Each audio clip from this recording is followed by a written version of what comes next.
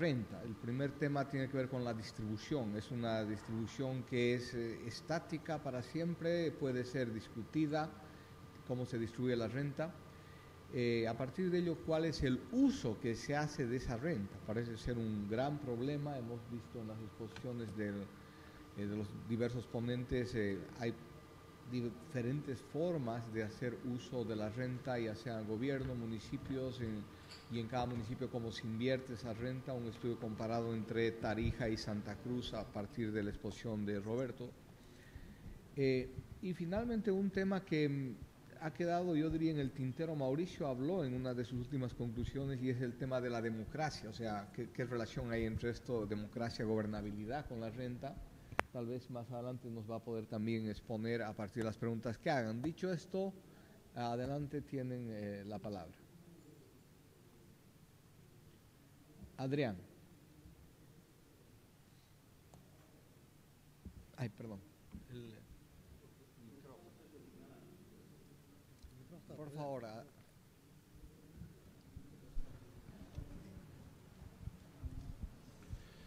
Bueno, yo creo que esta mesa es bastante importante porque deberíamos tratar de hacer de abstracción de algunos aspectos de orden político y tratar de pensar que el problema de los hidrocarburos es un problema de todos, pero además es un problema de hoy y va a ser un problema mañana. Entonces, yo no sé si hay que ponerle mucho énfasis a quienes hoy actualmente nos gobiernan como los responsables de todo, o buscar la explicación en los que nos gobernaron, porque ellos van a pasar, pero las consecuencias van a quedar.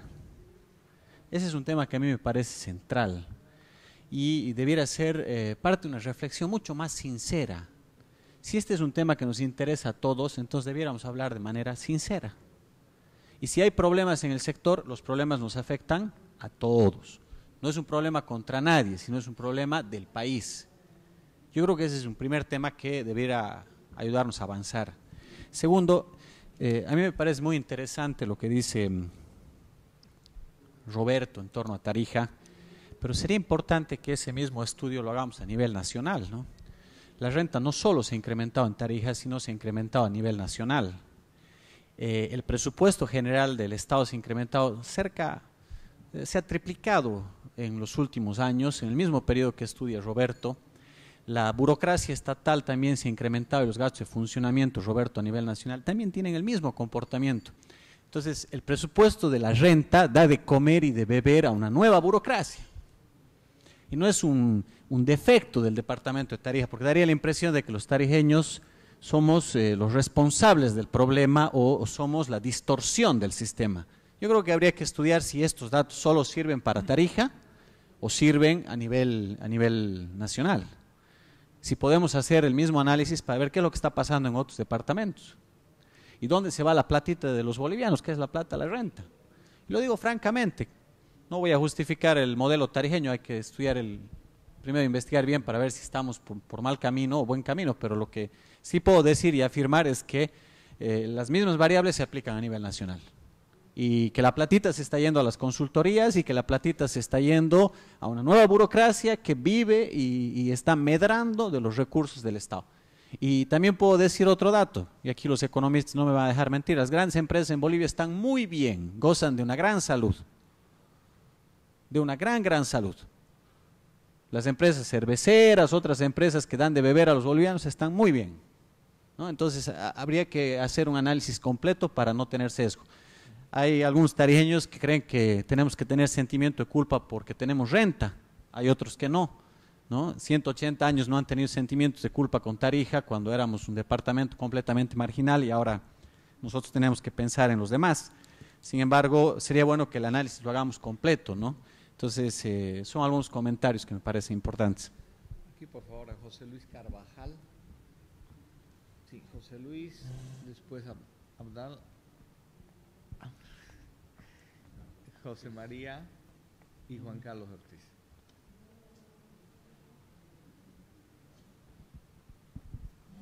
Buenos días.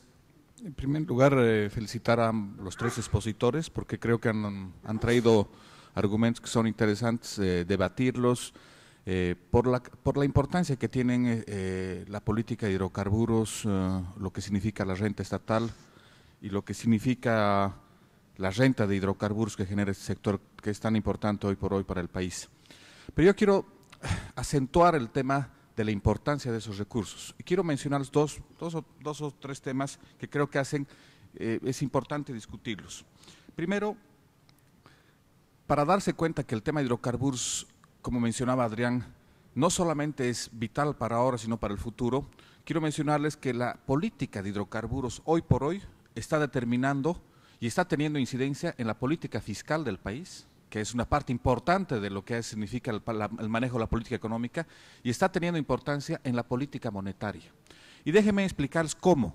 Hoy la política de hidrocarburos está teniendo un impacto importante en la definición del presupuesto general de la nación, con lo cual condiciona todo lo que significa la política fiscal.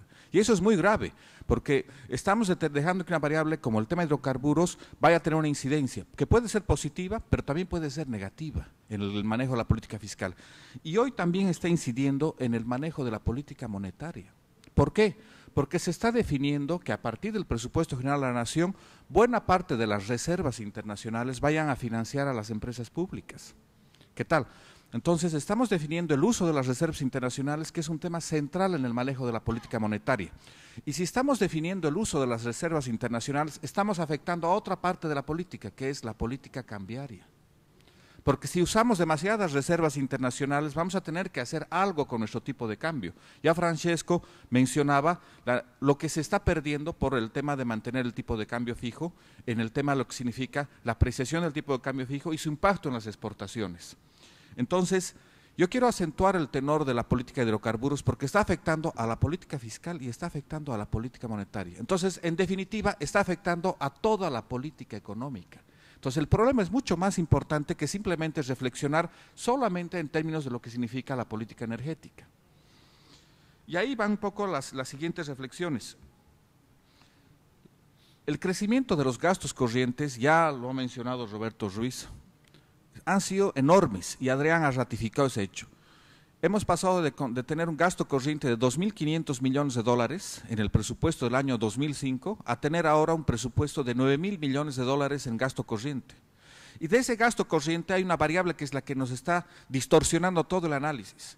Hemos pasado de tener un gasto de bienes y servicios, que son 300 millones de dólares que fueron el año 2005, a tener ahora un gasto de bienes y servicios de 5.000 millones de dólares. ¿Qué son los bienes y servicios? Para darles una rápida idea a todos ustedes, es el gasto que hace el gobierno en lo que es comunicaciones, pago de luz, pago de agua, consultorías, aviones, helicópteros, compra de vehículos, compra de computadoras para incrementar el tema de lo que son las oficinas, edificios que se están alquilando, consultorías que se están realizando, viajes y viáticos tanto al nivel nacional como al nivel internacional. Entonces, todo eso ha crecido de una manera desproporcionada. También están en gastos corrientes de bienes y servicios la propaganda estatal, gasto en imprenta, spots que salen en la televisión, todo eso ha crecido de 300 a 5.000 millones de dólares. Lo otro, y ustedes además saben, hay un tema que es importante y es parte de la historia boliviana, que la inflexibilidad de los gastos corrientes es una de las constantes en este país. Una vez que tú generas un gasto corriente que es incrementar, por ejemplo, la burocracia estatal, sea una prefectura, sea una alcaldía o sea en el gobierno central, nunca más vas a volver a bajar eso. Hoy las prefecturas, la prefectura de Tarija, por poner un ejemplo, la prefectura de Pando, tenían 300 funcionarios, hoy tienen 2.000 funcionarios. ¿Cómo hacemos eso para equilibrar eso en el futuro? ¿O cómo hacemos para incrementar, o cómo hacemos para bajar luego la burocracia estatal a nivel central, que también ha estado creciendo? Hemos pasado de tener 230.000 funcionarios a tener hoy prácticamente casi 270.000 funcionarios en toda la burocracia estatal. Entonces, esos son gastos que hay que repensar cómo hacemos. Y está el otro tema de la variable de gastos y bienes y servicios, que hay que ver cómo lo tratamos hacia adelante. Entonces, esto está planteando además un tema adicional, que es, vamos a financiar a partir de ahora en el presupuesto general de la Nación a todas las empresas públicas que el Estado ha creado, pero es particularmente a yacimientos. Y digo particularmente, ¿por qué? Porque quiero hacer un ejemplo con eso. Antes estas empresas públicas, sean de hidrocarburos, sean de telecomunicaciones, acudían a financiamientos del nivel internacional, acudían a la bolsa de valores, acudían a préstamos de la banca pero no acudían al Tesoro General de la Nación para financiarse y para realizar inversiones. Hoy estamos cambiando la lógica y estamos viendo que las empresas estratégicas van a empezar a acudir al Tesoro General de la Nación para financiar sus operaciones, sus grandes inversiones. Tanto Francesco, Roberto y Mauricio Medinaceli han hecho énfasis en que se requiere invertir, pero resulta que ahora estamos cambiando la lógica, ya no vamos a invertir con recursos que vienen de fuera, con créditos, con empréstitos, lo vamos a hacer con recursos de los bolivianos, que tienen que ver con las reservas internacionales. Entonces eso está marcando una pauta que yo creo que es importante debatirla y discutirla aprovechando la presencia. Lo segundo es, vamos a dejar que uno de los temas centrales que ha mencionado la nueva Constitución Política del Estado es la independencia del Banco Central, y ha decidido que no tengamos más independencia en Bolivia. Pero estos temas que estamos discutiendo hoy están volviendo a plantear la necesidad de revolver a discutir la independencia del Banco Central. ¿Es importante que la política monetaria sea independiente respecto a la política fiscal? ¿O queremos hoy, como lo ha sucedido hace unas 2 semanas atrás, que cuando han posesionado al nuevo presidente del Banco Central, ya no le ha tomado el juramento el presidente de la Nación, ha sido juramentado por el ministro de Hacienda, como diciéndole, tú vas a depender a los designios que yo tenga, a las necesidades que tenga el ministro hoy de Hacienda o de Economía y Finanzas, tú vas a ser el que me va a resolver los problemas, tú me vas a dar la plata. Entonces es un tema que hay que replantearlo hacia adelante. Lo segundo, todo esto que acaba de plantear los 3 expositores está planteando la necesidad de un pacto fiscal. Por supuesto, porque con los números como están yendo en el tema de la política energética, más pronto que lo que estábamos esperando vamos a llegar a la necesidad de un pacto fiscal. Y por último, el tema de la llegada a un pacto fiscal apunta a 2 cositas. La sostenibilidad de las autonomías. Se habla tanto de que este Estado es un Estado autonómico, pero la sostenibilidad con estos números y con lo que significa el impacto en la política fiscal y política monetaria está muy condicionada.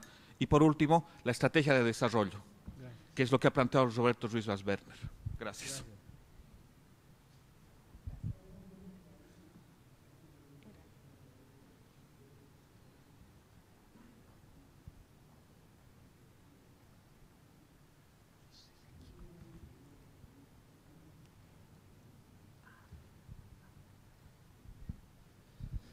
Gracias, Gregorio.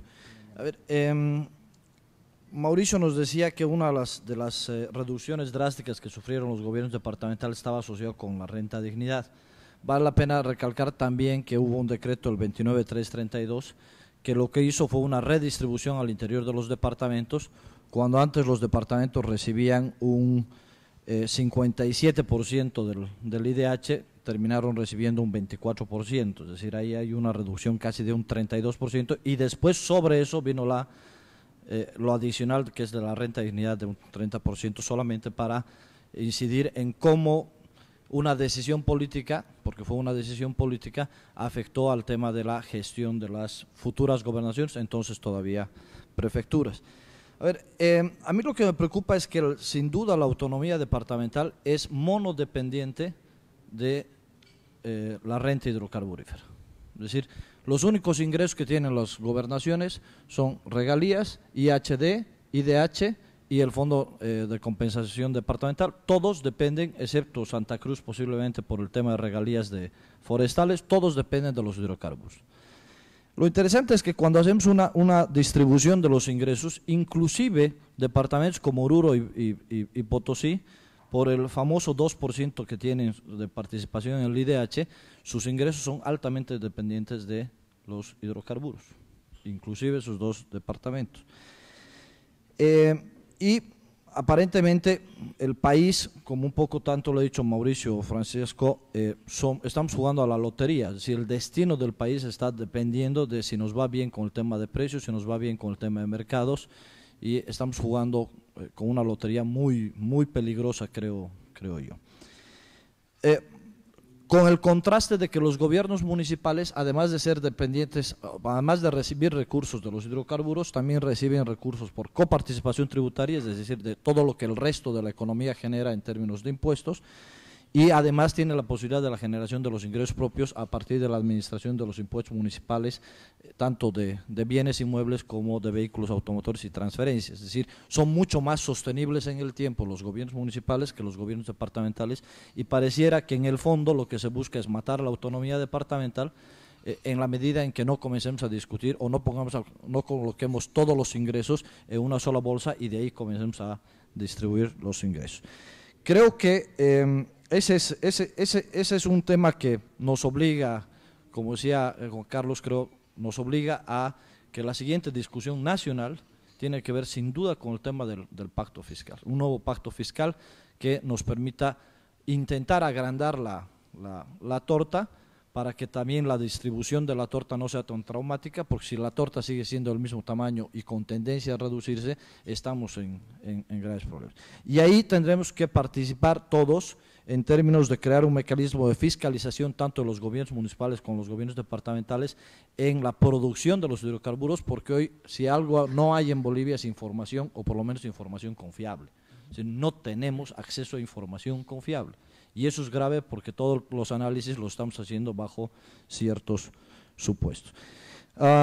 Finalmente, por reconocimiento propio de alguna gente del movimiento al socialismo, aunque se les previno cuando estábamos en la mesa de negociación en el Congreso, no quisieron cambiar una de las cláusulas que tiene la Constitución que le impide a Yacimientos Petrolíferos Fiscales Bolivianos hacer inversiones en exploración.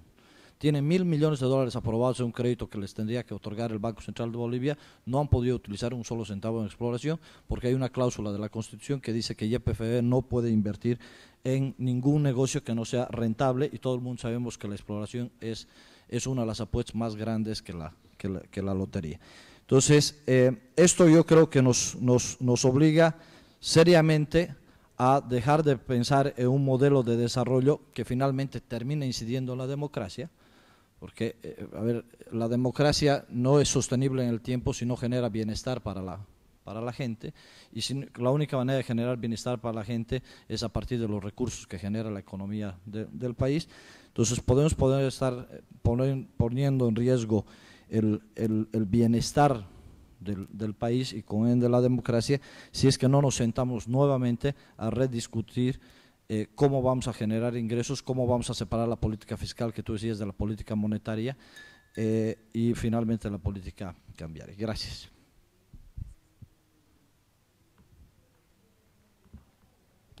Sí, José María Leyes, por favor.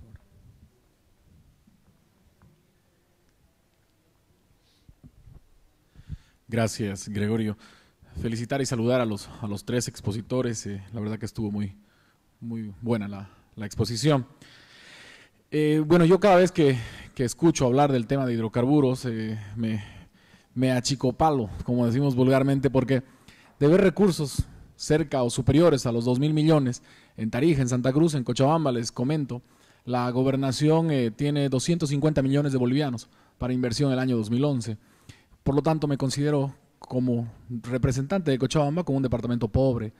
Y por eso me preocupa, porque tenemos muchos habitantes y pocos recursos y tenemos que saber bien administrarlos.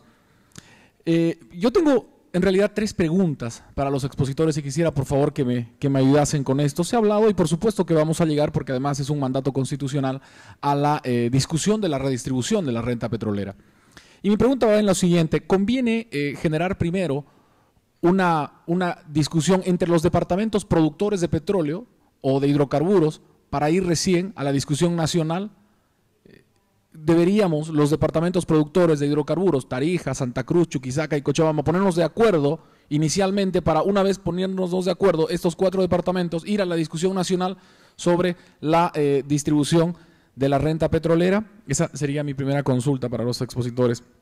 La segunda, el destino de los recursos de la renta petrolera están siendo invertidos principalmente en salud y educación, pero se me antoja, no sé, por eso lo planteo como cuestionamiento, de que de repente estamos llevando estos recursos al gasto y no estamos generando la capacidad para que estos recursos se conviertan en productivos, en otro tipo de factores productivos, y que mañana vivamos de estos otros tipos de recursos. Voy a hacer un ejemplo concreto, el caso Santa Cruz. Santa Cruz, creo yo, que hizo una buena inversión de sus recursos hidrocarburos porque ya no es dependiente de los recursos de la renta petrolera, sino más bien tiene otras alternativas que le generan recursos. Es decir, se me antoja que de repente en la discusión de la renta o la distribución de la renta petrolera deberíamos considerar este elemento. Se los consulto a ustedes. Y el tercero, que es algo que nos preocupó mucho en Cochabamba y nosotros hemos venido tratando dentro de la Asamblea Departamental de generar ese... La liquidación de la producción de los campos petroleros ¿Es transparente? ¿Se puede confiar en los datos que nos da Yacimientos o las empresas petroleras? ¿No deberían los departamentos productores tener oficinas técnicas de control y fiscalización de la producción para así saber si no nos están tomando el pelo cuando nos liquidan regalías, cuando nos liquidan IDH o otro tipo de recursos que vienen de la renta petrolera? Eso sería todo, Gregorio. Gracias. Gracias, José María. Juan Carlos Ortiz, por favor.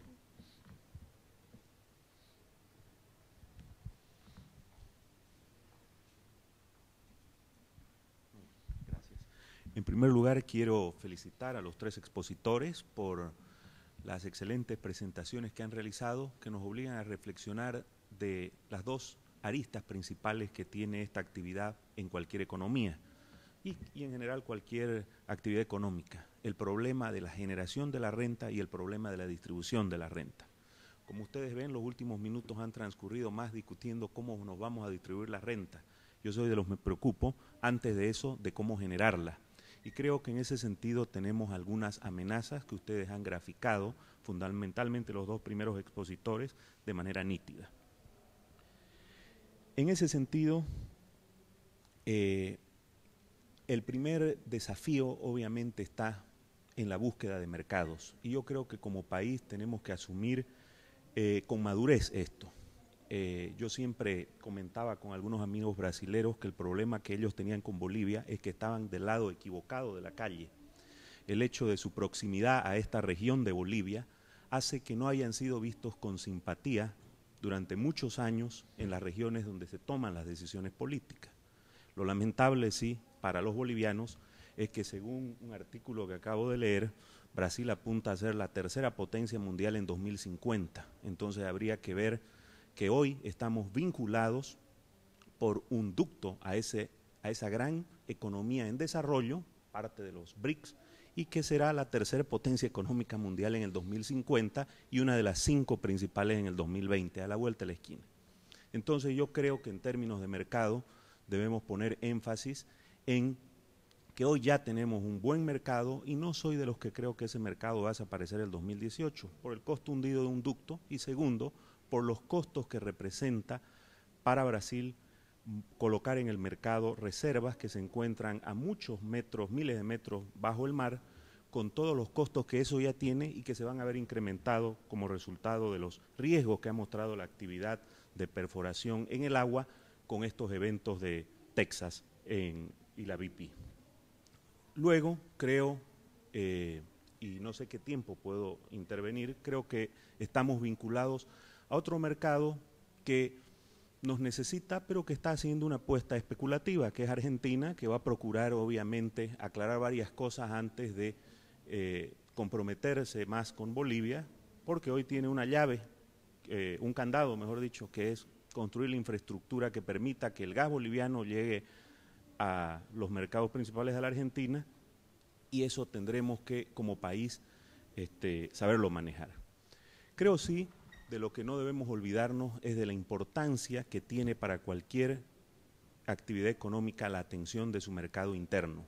Y creo que ha sido planteado por Mauricio Medinaceli de manera muy clara el problema de seguir manteniendo esta política de precios en Bolivia, que aparentemente es socialmente justa, pero que en términos económicos genera ineficiencias, como las que hemos podido ver en la caída de la producción petrolera y en la caída de las reservas petroleras líquidas.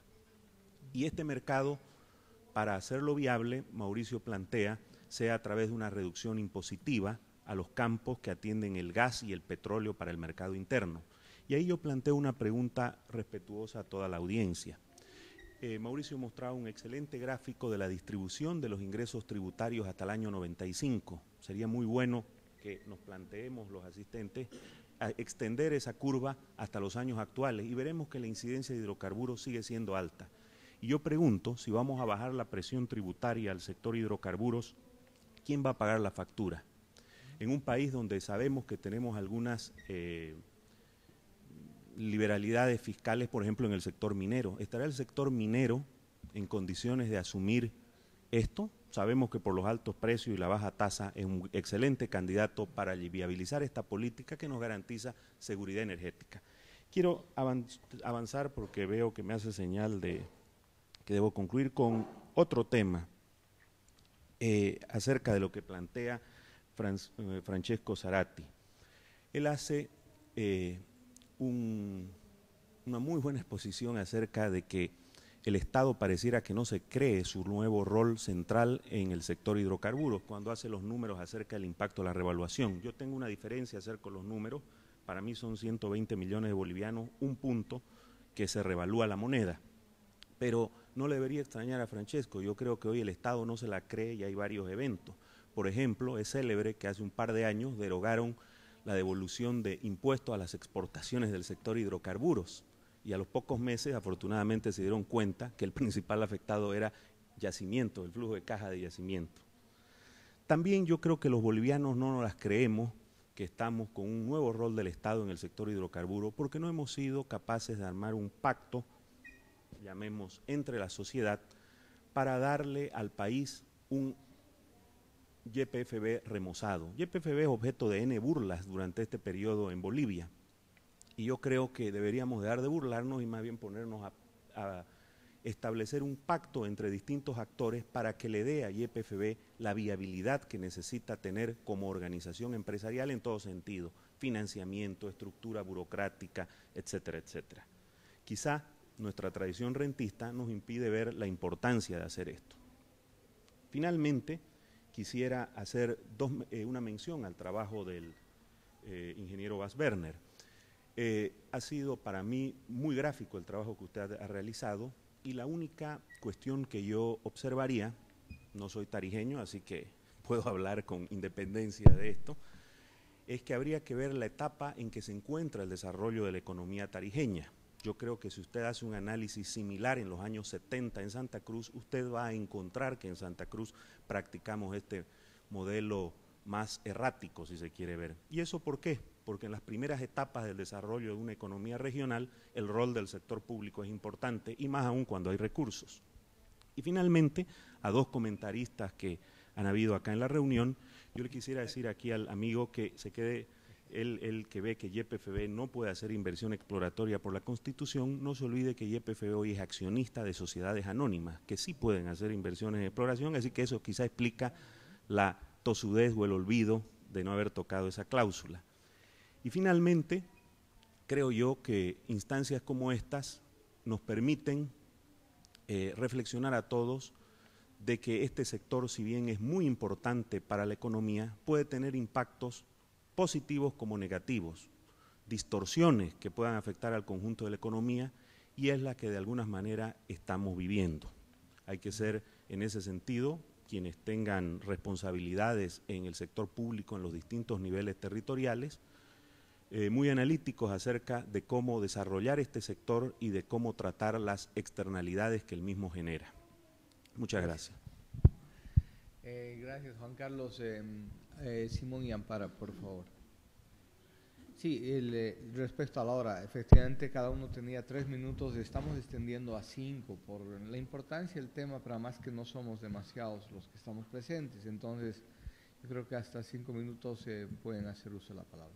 Bueno, gracias. A riesgo de que de repente la pregunta que voy a hacer ya han tratado, porque estaba entre entrar y salir y este problema del hotel y todas esas cosas.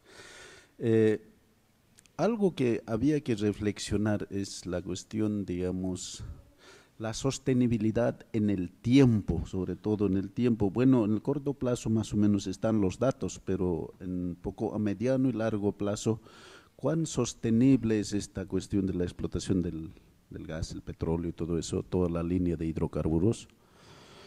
Pero también la sostenibilidad ecológica, o sea, al tiempo y cosas hay que ver también o sea, tal vez hablar de la rentabilidad ecológica, no sé.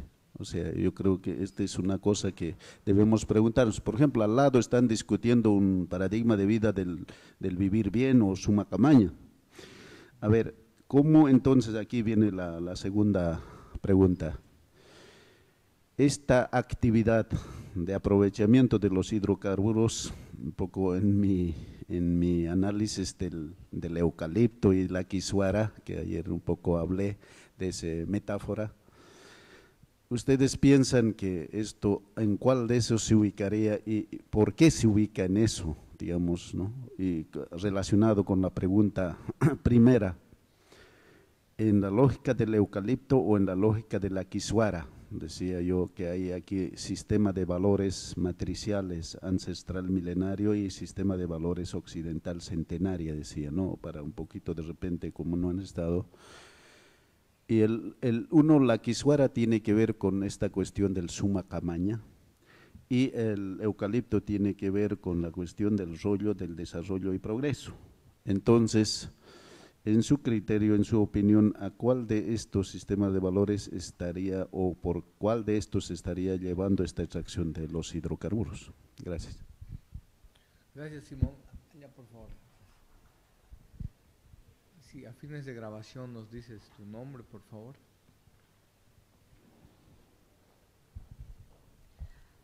Fabiola Porcel, soy de Sucre y bueno, vemos que en la actualidad, ¿no?, ya se han puesto sobre la mesa del debate temas como, por ejemplo, de nuevas de correctas delimitaciones, correctas titularidades territoriales, entre comillas, sobre algunos pozos petroleros, en todo caso entre Chuquisaca y Tarija es el caso de Margarita, incluso Huacaya se ha puesto en el tema del debate. Y un poco haciendo referencia al comentario que se hizo hace un momento antecediéndome, hasta qué punto, ¿no?, es prudente iniciar un periodo previo de negociaciones entre lo que son los departamentos productores y cuál es la pertinencia también de la participación del gobierno central en estas negociaciones, para ir avanzando, ¿no?, prudentemente desde las regiones y también a partir de lo nacional. ¿Cuál es la perspectiva que tienen los panelistas? ¿Cuál es la perspectiva que tienen las personas que han hecho la exposición? Sobre todo esa es la pregunta, ¿no? Gracias, Fabiola. El compañero de verde, por favor.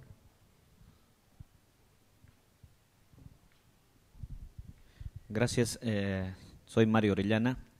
En principio, igualmente felicitar por las presentaciones. Para los que por lo menos no tenemos mucho conocimiento técnico, este tipo de presentaciones siempre nos van a dar mayores luces o conocimiento para poder vertir inclusive criterios tal vez hasta limitados todavía. En ese sentido, yo me animo a intervenir porque estoy con una gran duda, que ya he escuchado explicaciones o justificaciones en esta dinámica política que se da de decir la verdad para que el pueblo crea quién tiene la razón. Me estoy refiriendo a lo que concretamente, si no me equivoco, el señor Zarate ha expresado, que teníamos 26 TCFs de reservas probadas y que me imagino que estas estaban plenamente documentadas, ¿no? Ahora tenemos conocimiento que la polémica está en que Yacimientos dice que simplemente tenemos ya 13 y algunos están indicando que tenemos 10, inclusive lo ponía con un signo de interrogación. Entonces, para el ciudadano común y corriente, obviamente es de suponer que, supongamos que está en 13 TCFs, yo supongo que son lo que ya se ha vendido, ¿no? Entonces, porque cuando se ha empezado a preguntar han dicho, no, resulta que los gobiernos neoliberales nos habían mentido, no habían sido 26, no, eran simplemente 13, ¿no? Y de eso ya tal vez van a empezar a decir, ya hemos vendido 3 y nos quedan 10, ¿no? Así de sencillo es el lenguaje para la gente, ¿no? Entonces quisiéramos que nos puedan explicar bueno, menos yo he quedado con una confusión, ¿no? Porque si es así, tiene que haber una comprobación, porque esto es un tema muy delicado, ¿no? Porque en ese tema, básicamente, todos los bolivianos hemos depositado nuestras esperanzas. Y ustedes están hoy ratificando que por lo menos el desarrollo, la subsistencia de nuestro país está estrechamente vinculado a los recursos de los hidrocarburos. Y yo no puedo admitir como un ciudadano, y mucho menos como una autoridad, de que se nos hayan hecho la burla o mentido, ¿no? Y que hoy estemos en el debate de que eran 26, eran 13, ¿no? Eso ya denota cierta intencionalidad. Y mucho más cuando eso lo multiplicamos o lo ponemos un valor que decía, si no me equivoco, de 80.000 millones de dólares, ¿no? O sea, estamos hablando de mucha plata, especialmente tal vez indicar más o menos de las reservas, cuánto representa en estos últimos 5 años las exportaciones que hemos tenido, cuánto de reservas ya hemos consumido, por decirles. Primero, esa mi gran duda, voy a agradecer muchísimo que se me pueda explicar. Y ya en lo que se refiere al tema de la política del gobierno o de cualquier, mejor digamos, del Estado, el tema pasa, yo creo que por la institucionalidad de la empresa que está a cargo de la política de hidrocarburos, y estamos hablando de Yacimientos. Mientras Yacimientos no sufra una refundación, ¿no?, que implique inversiones, un plan estratégico, yo creo que vamos a seguir de tumbo en tumbo, porque ahorita es lo que sucede, ¿no? O sea, fácilmente los ciudadanos podemos dar cuenta de que el simple hecho de que no exista información transparente, accesible, ya nos hace sentir que estamos frente a una institución que en muchos casos podríamos hasta imaginar que es una caja de Pandora, ¿no? O sea, solo Dios sabe qué existe ahí adentro de esa institución, y cuando escuchamos información de los propios personeros de Yacimientos, como que ha habido una ocasión un informe de los directivos, nos hemos encontrado sorprendidos, pero además de la manera más... Quisiera que vaya concretando las ideas, por favor. Entonces decía que la institucionalidad es un tema que yo creo que hay que plantear primero. Y segundo, una vez que tengamos una institución claramente definida, obviamente hay que hacer primero las inversiones y después obviamente discutir cómo distribuir la renta, ¿no? Bien, gracias. Con eso terminamos la ronda de intervenciones. Tenemos Rodrigo y José Antonio. ¿No? Rodrigo el último y... ya quiere cerrar, dice, pero todavía hay 5 minutos. Rodrigo, por favor, y después pasamos a la respuesta, comentario de los expositores. Solo 2 comentarios muy complementarios y no en el meollo del tema. Pero siempre tengo la sensación, yo que no soy experto, de que hay una fuerte tendencia a veces a sustraer el tema técnico y financiero de un tan complejo del tema de hidrocarburos de la realidad política global, ¿no? Y nos olvidamos que en un tema como todos lo han dicho, del cual depende la economía, la vida política, la vida institucional de nuestro país, no puede ser sustraído a la realidad política que vivimos, al ciclo político que vivimos. Y por eso me alegra mucho cuando Francesco dice, ya, ok, se ha hecho la nacionalización, yo lo entiendo, por lo menos mi interpretación es, se ha optado por un modelo, ¿no es cierto? Entonces, sustraigamos la discusión, ¿no es cierto? Porque el país ha tomado, mal o bien, estemos de acuerdo en una definición, y vamos viendo cómo en el marco de ese modelo, ¿no es cierto?, logramos cumplir nuestros objetivos de exploración, explotación, etcétera, etcétera.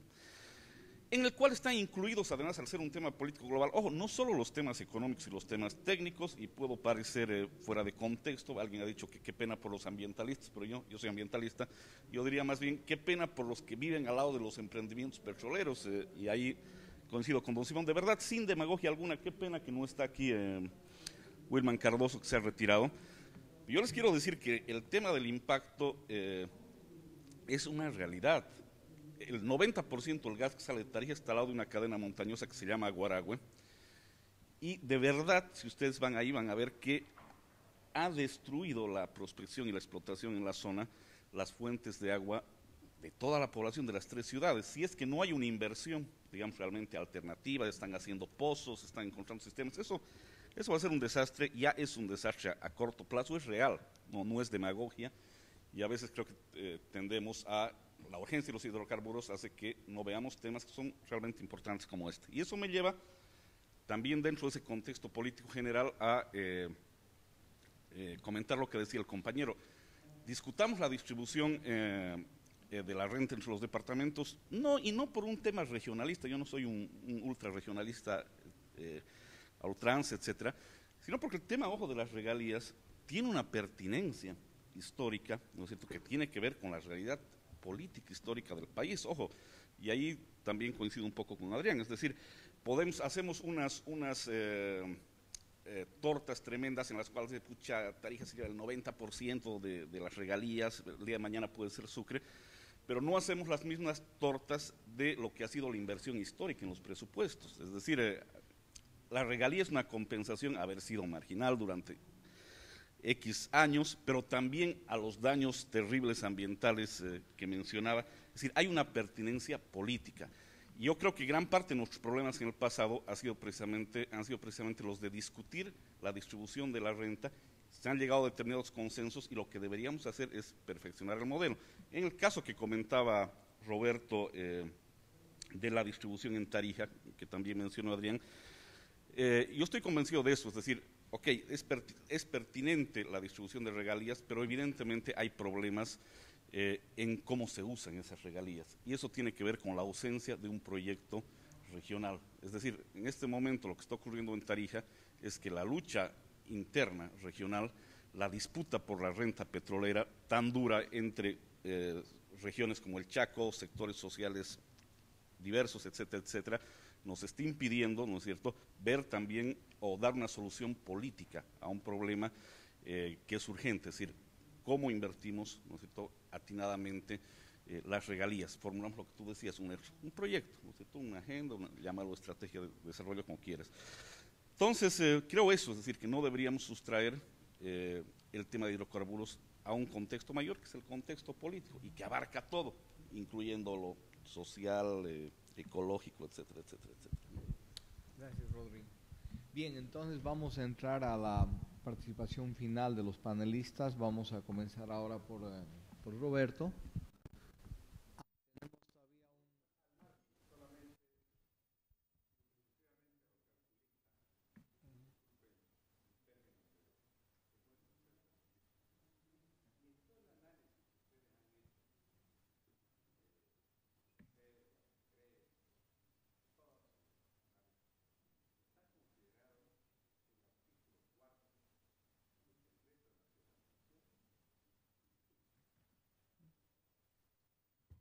Gracias. Queda planteada la pregunta.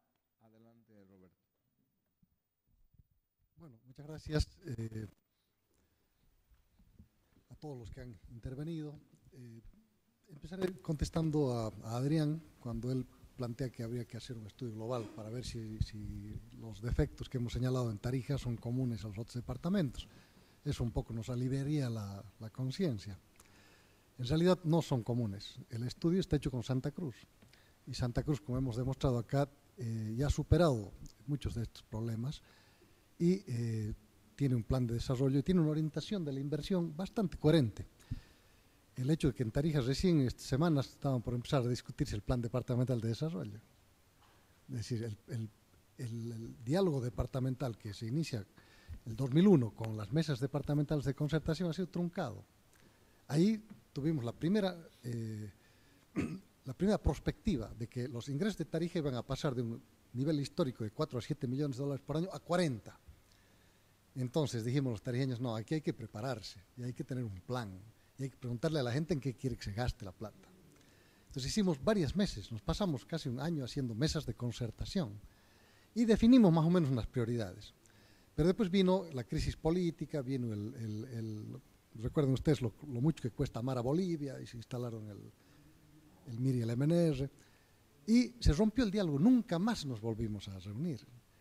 Pero ¿qué pasó en el interín? Que en lugar de 40, por el efecto de precios y todo lo que explicó Mauricio, subimos a 200 millones. Este año son casi 270 millones de dólares en el presupuesto de gastos. ¿No es cierto? Y los ingresos por regalías se dispararon y no volvimos a reunir los tarienches a ver en qué íbamos a gastar y a preguntarle a nadie, y empezó un gasto discrecional, empezaron los sectores a disputar su pedacito de la torta, los chaqueños su 45%, dentro del Chaco cada sección su 15%, lo que genera esas distorsiones como en Caraparí que les he mostrado, y Yacuiba. Yacuiba tiene niveles menores que los del Valle Central, la provincia chaqueña. Carapari, que está al lado, tiene los niveles más altos de Bolivia, ¿no? Entonces, son distorsiones reales de una institución que estaba preparada como ex-Codetar para administrar cerca de 7, 8 millones de dólares por año, y de repente, sin hacer una reingeniería institucional seria, ¡pum!, le cae un diluvio de regalías y rebalsa la plata por todo lado. Bueno, como decía Gamal también, el tema de las rigideces constitucionales al sector son absolutamente evidentes. Creo que así como el MAS fue flexible en la negociación por la Constitución en corregir más de 200 artículos del texto que se había aprobado en Oruro, en el tema de hidrocarburos fueron extremadamente rígidos. Y ahí está realmente, por ejemplo, eso que señalabas. Se le prohíbe, el mandato constitucional no puede perder plata y yacimientos. O sea, una actividad de alto riesgo que me meta y pierda 20 pesos, ya estoy sujeto a ser sometido a procesos por traición a la patria, ¿no? Entonces, hay rigideces que evidentemente se tienen que corregir en la Constitución y en la nueva ley para poder superar los problemas que tiene el sector en este momento. José nos decía que nos preguntaba si conviene o no una discusión entre departamentos, productores, y también lo hacía la compañera de Sucre. Yo creo que la discusión entre departamentos productores por la política nacional de hidrocarburos a estas alturas ya no es pertinente. ¿Ya? ¿Por qué? Porque el sector de hidrocarburos por mandato constitucional es una competencia privativa del nivel central. La política de hidrocarburos la hace el nivel central. No hay que engañarse. Obviamente que es de interés del nivel central que estas políticas se hagan en concertación con los departamentos. En Tarija, por ejemplo, se lanzaron los patriotas así de plazoleta a decir no se le paga a Chuquisaca un centavo, Margarita es nuestro, ¿no es cierto? Bueno, para empezar, Margarita es del Estado. Lo que es de Tarija es la renta. Pero además hay un mecanismo universalmente aceptado aquí en Qatar, en la Argentina, en China, que se llaman los mecanismos de unitización de reservorios, que ayudan a zanjar este tipo de problemas.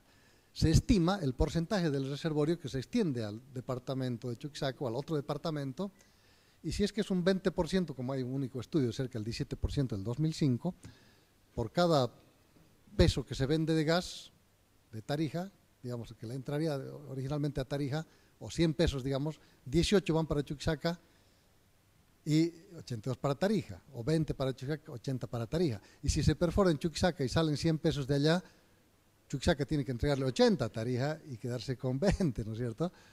Ahora, si el campo va más allá, no es motivo de preocupación para los tarijeños, es motivo de alegría, porque quiere decir que es un campo grande, que no se acaba en la frontera, ¿no es cierto?, y que va a durar muchos años. Entonces son estos criterios que deben manejarse en mesas técnicas y no realmente por agitadores de plazoleta que generan tremendos problemas. Juan Carlos nos planteaba un tema que es bien interesante, ¿no? Que si es que está viviendo Tarija los inicios de Santa Cruz, digamos, ¿no? Cuando Santa Cruz era todavía uno de los departamentos más importantes en términos de producción de gas, recibió importantes regalías, fue pionero en la conquista junto con Tarija, también en la lucha por las regalías. En ese momento, ¿cómo usó sus recursos? Tal vez los usó como está usando Tarija ahora. Esa es un poco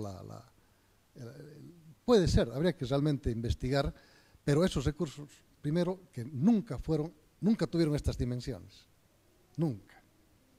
¿Ya? Y Tarija, el 70, y ahora sigue teniendo 10 veces menos territorio que Santa Cruz, y mucho menos población. Entonces, digamos que si bien eso es cierto y nos tiene que ayudar a pensar que estamos en momentos distintos de la etapa del desarrollo, no puede hacernos bajar la guardia y ser críticos en el uso y la dirección de esos recursos hoy, porque estamos moldeando el futuro de Tarija. Simón nos decía que hay una metáfora entre el eucalipto y la quichuara, que es bien interesante, Simón, bien interesante, pero también es peligrosa, ¿no? Es peligrosa porque el eucalipto en 2 años tiene 3 metros, la quichuara es un arbustito, y no puedes asimilar es diferencia de tamaño a la diferencia, digamos, en la cualidad de los valores nuestros, digamos, y los occidentales. Por otro lado, el sistema de valores occidental también es milenario y también viene de la tradición griega, de la tradición judío-cristiana, es muy largo. Entonces no se pueden poner a comparar sistemas de valores, ¿no? Los unos no son centenarios, tal vez sean centenarios aquí en este territorio, pero se entroncan con una tradición milenaria en el Asia y en Europa. Entonces creo que no es la forma, compañero, de encarar estos temas. Mario Orellana nos planteaba cuál es el concepto de reservas. Y creo que esta es una pregunta muy importante, porque de repente teníamos nosotros hasta el 2005, hasta el 95, 4 TCFs. De repente nos dicen que teníamos 55 y ahora tenemos 10. ¿Qué pasó? En los 55 se hablaba de reservas probadas, probables y posibles, ¿ya? Cuando en realidad en el mundo se habla solo de probables, pero aquí se necesitaba inflar las expectativas para mejorar, quién sabe, los valores de las acciones de algunas empresas en la bolsa. Entonces, el concepto de reserva muchas veces no tiene nada que hacer con lo que físicamente está ahí abajo, sino con una compleja combinación de factores, entre ellos los precios. Reservas, por ejemplo, que con un precio de 20 centavos no existen, pero con un precio de $10 son ahora sí rentables, recuperables económicamente. Entonces las empresas, cuando ven, por ejemplo, un complejo sistema impositivo que hace inviable explotar ciertas reservas, las borran, hacen lo que se llama un write-off, ya no hay más. Físicamente no ha pasado nada por la decisión de ejecutiva de un empresario, pero en realidad lo que están diciendo es que esto ya no, en estas condiciones, no existe. Cambian las condiciones, de repente existe. Finalmente, la pertinencia de las regalías y el plan de desarrollo que decía Rodrigo. Yo también soy un convencido de que el concepto mismo de regalía es la compensación a un departamento productor por la explotación del recurso natural no renovable, que además genera enormes daños ambientales y muchos problemas. Una cosa es vivir y sufrir al lado del pozo y otra cosa es sentado en un escritorio en La Paz, digamos, recibir recursos a control remoto. Entonces, eso es un derecho que está ya constitucionalizado, no es ni motivo de discusión ya, el 11% de las regalías. Donde se va a dirigir el debate va a ser en el manejo del IDH, que ya ha sufrido desde Rodríguez Belcé, no solo con Evo. Rodríguez Belcé ha sido el primero en bajar a la mitad del IDH de los departamentos. En el decreto creo que es 2882, algo así. Él ha sido el primero en hacer una redistribución del IDH, quitándole recursos a las redes. Evo ha profundizado en ese camino y finalmente el IDH va a tener que replantearse, porque no le deja nada a IPFB, porque genera distorsiones. Ese sí es un tema en discusión, pero no así las regalías, que repito, es una conquista histórica. Santa Cruz y Tarija han en el pasado tenido luchas muy duras. No vamos a renunciar a las regalías en el futuro cercano. Gracias, Roberto. Dice que Mauricio ha rebajado las regalías, como es. Perdón. No, ahora vamos avanzando, ingeniero, doctor Francesco Zarate, por favor.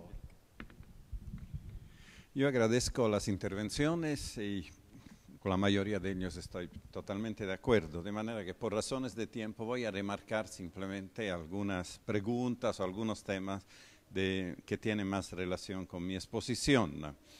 El tema del RIN, de la inversión de la Reserva Internacional es neta y del Banco Central, creo que José Luis hizo esta observación, es extremadamente delicado. No es un caso que Yacimientos no ha utilizado un centavo, creo 35 millones de bolivianos, algo así, 5 millones de dólares de los 700 que le quedan para utilizar. ¿En qué lo va a utilizar? Debe tener, y el Banco Central, creo con el licenciado Loza, ha sido muy preciso, presenten proyectos para que yo desembolse, porque no es cuestión de desembolsar y después no hay cómo devolver. Y los proyectos no pueden ser de alto riesgo como la exploración. En la exploración realmente es jugar a la ruleta. Y el país no puede permitirse con los altos índices de pobreza de ir a quemar dinero en exploración cuando hay empresas especializadas que tienen mucha más probabilidad de hacerlo bien el trabajo. Por eso se llaman contratistas. Ahora en este esquema de la nacionalización se los contrata y esto es lo lógico. Ahora, lo que está mal a mi criterio son las condiciones un poco duras. Para contratarlos, ustedes hagan la inversión todo y si encuentran algo, bueno, yo me agarro el 60%, ustedes 40%, no le devuelvo absolutamente nada si les va mal. esas cosas no funcionan. ¿Cuál es el criterio? Tampoco ceder a lo que pidan, sino mantenernos en los estándares de la región. No podemos estar ni mucho más a la derecha ni mucho más a la izquierda. Estaremos un poquito más a la izquierda, pero tampoco metamos demasiado la ideología en eso. Eso era uno. A Juan Carlos Ortiz no podría estar más de acuerdo en el hecho que Brasil potencialmente puede ser. Pero ahí viene lo que dice Rodrigo, no es solo hidrocarburos. En estos días se están matando en las favelas de Río y algo nos toca, nos salpica a nosotros. Esa droga que circula en Brasil es droga o que viene producida o que pasa por Bolivia del Perú. Entonces, para un gobierno como el de Brasil, que tiene eventos internacionales, citas internacionales como las Olimpiadas, campeonato de fútbol, es importante poder controlar eso, dar seguridad, porque depende de una industria más que tienen ellos, la del turismo. Y un tema como eso se ha vuelto prioritario en las negociaciones. Antes de ir a pedir denos más mercado, un momento, lo veremos en el contexto principal. Ahora, ¿hay voluntad de hacer eso? Dejo como pregunta. Ven que no es simple, no es simplemente es una gran potencia, va a necesitar gas, lo va a encontrar de otra manera. Y tienen un gusto especial para la autosuficiencia los brasileños, ¿saben? Mientras en Argentina el problema es más de mercado, no entran en estas cosas. Y también no podría estar más de acuerdo en que Bolivia no cree en la nacionalización, es decir, no cree en lo que ha hecho de tomar en mano el control de la cadena hidrocarburífera. Mi abuela tenía otro dicho, ¿no? Cuando para Navidad nos compraba la bicicleta, muy bien, tiene la bicicleta, ahora tienen que pedalear. No tenga la bicicleta en el garaje. Han querido la bicicleta, pedalean. Han querido la nacionalización y no pedalean. Están en la defensiva esperando que los otros hagan el trabajo o poniendo condiciones que son exageradas en algún momento. A Simón realmente es el punto clave de la política de hidrocarburos, la sostenibilidad en el tiempo. Lo que hemos visto hasta ahora es una política de corto plazo, ¿no? Han ido, es como una tienda de abarrote que ¿no? la tenía un privado, la hemos nacionalizado, al día siguiente abrimos y ganamos nosotros. Evidentemente ya está la clientela, ya está el almacén, está todo. Inclusive la familia empieza, como decía, el mercado interno a comer más al abarrote, ¿no? Cada vez más y hemos llegado a un 20% de lo que vendemos. No sé si se puede hacer sostenible eso. El problema es mirar, hay que reponer eso y vamos al asunto de las reservas en parte. Hay que reponer, hay que pensar en ampliar los clientes, en ampliar el almacén. Todas estas parece que han pasado a segundo plano. Mario, lo de las reservas es complejo, ¿no? Tratando en términos simples, yo te entiendo, o hay o no hay, ¿no? Pero no es así. Es como medir, yo no he encontrado mejor figura que querer medir cuánta agua hay en una esponja, ¿verdad? Y una esponja que está a 5.000 metros bajo tierra. Entonces, son modelos, son cálculos que se hacen sobre la base de cuán grande es la esponja, de cuántos poros tiene la esponja, si la esponja es nueva, es vieja. Es decir, hay tantos factores como esto que te llevan a calcular. Ahora, tú puedes hacer un cálculo más o menos optimista. No, esa es una esponja que debe tener mucha agua. ¿Por qué? Porque por ese tipo de poros que tiene. Bueno, o puedes hacer un cálculo pesimista. ¿Quién determina eso? Ciertos organismos internacionales que a raíz de algunas trampas que han hecho empresas como la Shell en el año 2000, no, pero también Shell tuvo que reducir sus reservas en Medio Oriente, han sido mucho más estrictos. A estas pocas certificadoras le han dicho utilicen modelos más reales.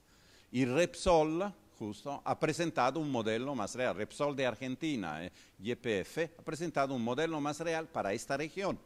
Y ese modelo es el responsable, porque lo que se gasta en medio TCF por año, en 4 años son 2 TCF, 2,5, 2 años, no 3, digamos 4 años, 5 años.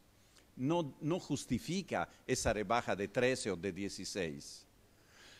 Que ha habido alguna trampa, ha habido. Cuando uno hace perfora un solo pozo en un campo y dice este es un megacampo con 3 ETCF, ahí hay un poco de mala fe. No se puede con un solo pozo, después hace otro 2 pozos y le salen con problemas. Ha habido malos manejos de pozo. Para cumplir con el contrato de Argentina, me desmentirá Juan Carlos, se ha forzado los pozos o el pozo de Margarita a tal punto que se inundó con agua y un presidente se metió las botas para ir a ver a Margarita porque pensó que se había inundado el territorio, se había inundado el pozo a 5.000 metros. Bueno, son las cosas que pasaron después que salió Juan Carlos de Yacimientos, ¿verdad? Entonces, estas son razones muy concretas, ¿no? Y el gasto, el recálculo, que es lo fundamental, un poco de inflado que tuvieron, ¿por qué? Por el proyecto LNG. Hay que reconocer que se ha creído demasiado a lo que las empresas presentaban, pero no es lo fundamental es el recálculo y también el mal manejo. Todo esto han hecho que nuestra realidad, como una devaluación que nos ha llegado de arriba, pero ¿cuál ha sido la actitud del gobierno? Ha sido paranoica, como si ellos tuvieran la culpa. Podían haber dado una explicación transparente a la población, ha sucedido esto, nos ha pasado esta desgracia, qué sé yo, o el recálculo lleva esto, tenemos que actuar en la nueva realidad, buscar más reservas. No, la primera cosa, rompen el contrato con los que le dicen la verdad y después contratan otra empresa para que haga el cálculo con los mismos criterios y encuentra un menos. Y entonces dicen, lo que hizo la primera empresa es lo que vale porque eso era bueno, después que rompieron el contrato. Es esta paranoia de pensar que si sucede algo en el campo de hidrocarburo es un ataque, es un desprestigio para la política energética. Es como si sucede algo en el Chapare, es como tocar la mamá de Evo Morales. No podemos seguir con eso. Son políticas nacionales de Estado que interesan a todos y por eso deberían de alguna manera ser enfrentadas con más transparencia y más profesionalidad. Bien, ya sé que tengo 5 minutos. En principio agradecer todas las preguntas, en particular del señor Juan Carlos Ortiz, a quien le tengo un profundo reconocimiento porque considero que ha sido uno de los mejores presidentes de IPFB en esta nueva gestión. Y bueno, dicho esto, en realidad las preguntas que y las respuestas que se han planteado cubren esto. Dado que estuve en Ecuador trabajando los últimos 3 años, he podido conocer realidades de toda Latinoamérica y quiero compartir eso con ustedes, ¿no? Y básicamente 3 ejemplos para que vean que esto del petróleo cuando llega a un país genera confusión. Primero, Brasil. Brasil tiene una gran cantidad de reservas en el presal, muchas reservas, ¿no?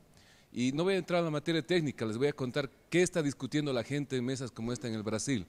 Que como esas reservas están en el mar, la pregunta es de quién son las regalías, ¿no?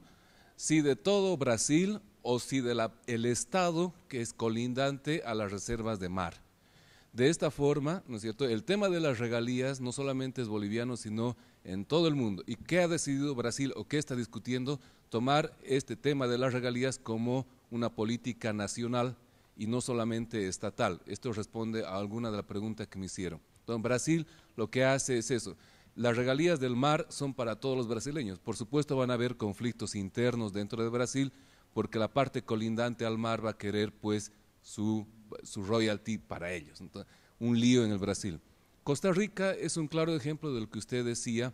Costa Rica tiene una política de no exploración ni explotación de petróleo, punto. Así de sencillo. Y mi amiga en Costa Rica tiene muchos problemas porque la factura petrolera en Costa Rica, es decir, la importación de petróleo es gigantesca. Entonces, ¿qué hace Costa Rica para ello? Fomenta su turismo. Entonces, de esta forma, en Costa Rica lo que hicieron es, ok, asumamos una política dura de 0 petróleo, pero también busquemos alternativas para generar los recursos suficientes para importar este petróleo. Entonces, es una con otra, francamente, que nos puede ayudar a ver esta política de 0 hidrocarburos. Y el tercer ejemplo que yo quiero plantear es Colombia con Ecopetrol y sobre lo que podemos hacer con IPFB.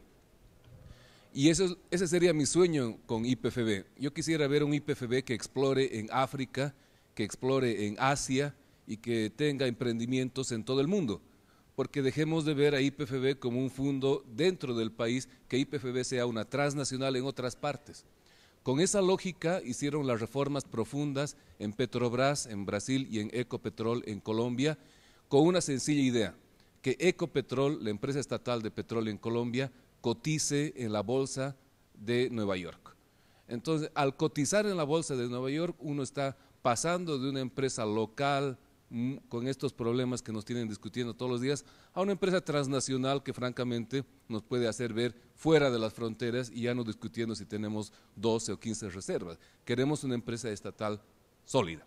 Con esos 3 ejemplos les muestro que nuestros problemas los tienen en toda Latinoamérica y el Caribe. Algunos países los solucionan de una mejor forma u otra, y si gustan pueden después consultarme, tengo mucha bibliografía para darles. Y quiero terminar con lo que nos trajeron en realidad. El artículo 4 fue modificado con los nuevos contratos, porque ya no hay esa participación del 32%, sino una participación menor con base en los nuevos contratos.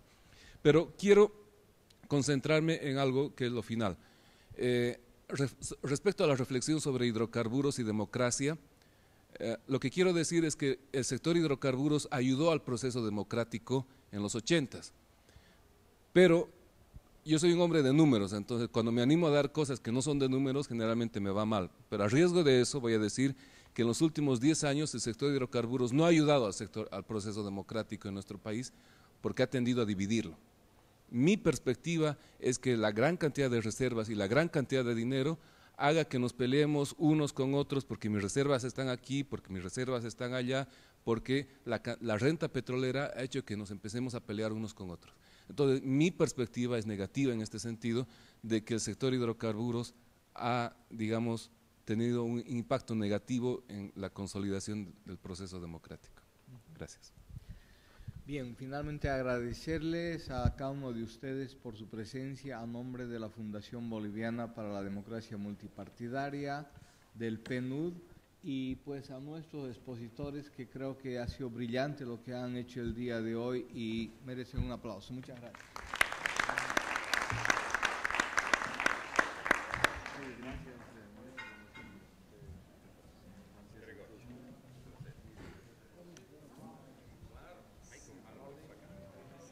Y ahora me olvidaba, a vivir bien, hay almuerzo, sí, vamos a vivir bien, como ha sido el diálogo del lado.